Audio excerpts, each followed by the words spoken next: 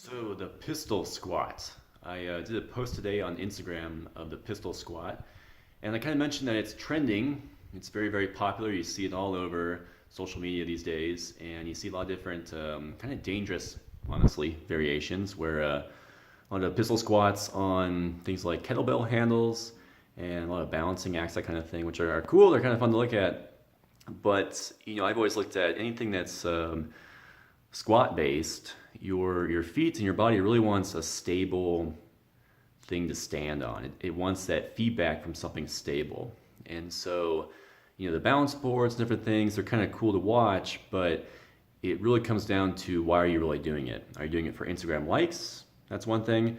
But if you're looking to build a really strong pair of legs that are very stable and resilient, you need to train in a very stable manner. And so a lot of times when I'm doing them, I'm not doing anything regarding instability. It's a flat surface.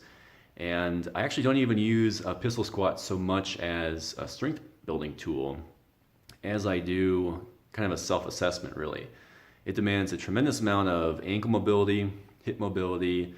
Of course, your knee needs to be working well. You're asking a lot out of everything, the whole system, and you're having to balance. It's a unilateral movement. And even your hip flexor on your opposite leg, if you're extending that leg straight out, that can be a limiting factor for a lot of people. And that's why one of the progressions is to use kind of a step box. That way your other leg, if you're putting it out, can kind of sink down a little bit. Whereas if you're on flat ground, you have the ground there, of course.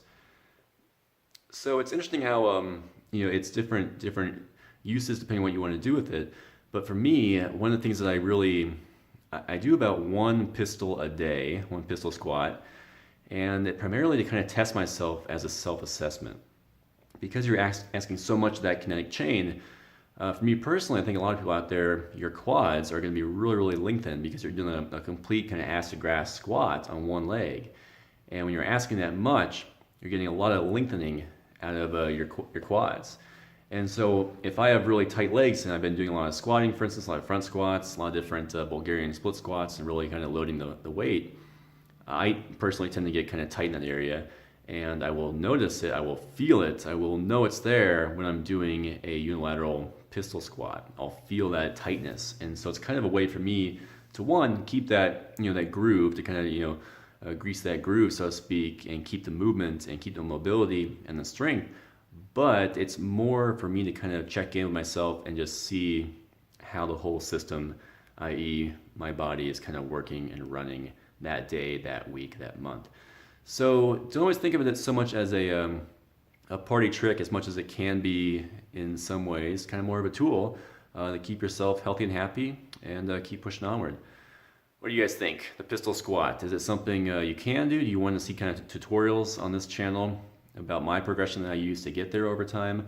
And how can I kind of bring value to all of you watching in a really practical way? And we'll do some videos kind of in the gym setting here going forward, and some more editing to kind of bring more value to you. So comments, questions, sound off down below, and if you have not subscribed, please do. We are on a roll with the daily videos, and we'll get up to episode 100 before we know it.